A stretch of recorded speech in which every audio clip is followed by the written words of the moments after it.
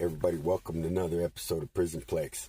So in Christmas of '89, David Herman robbed a Lace strip club in Arlington, Texas. So about April or May of '90, about 5-6 months later, I met him there in Tarrant County Jail.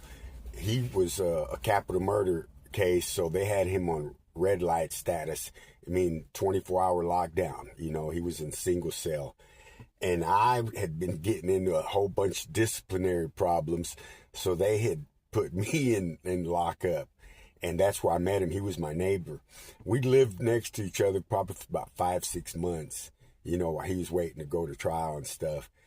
And he, just like anybody else, we didn't talk about our cases, especially him.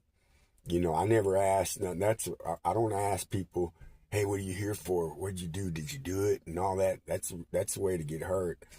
But no, every now and then he talk about stuff, this and that. But the dude was just a little homebody, and he was the manager at that club a couple years before.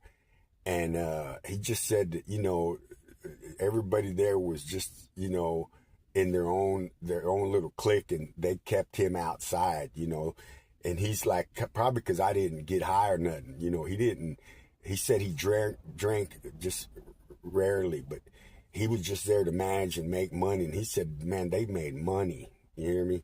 They made money. So it was real easy. He was saying that, they were trying to frame him, one of the dancers' boyfriend and biker friends, just some old outlandish stories. They had him dead to the right. One of the people, when he walked in there close to closing time or whatever, he knew the layout. He knew everything.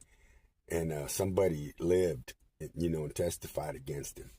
So they had him, then, about 7-8 years later, I'm locked up. I'm in ad seg still, 24-hour lockdown in Texas prisons.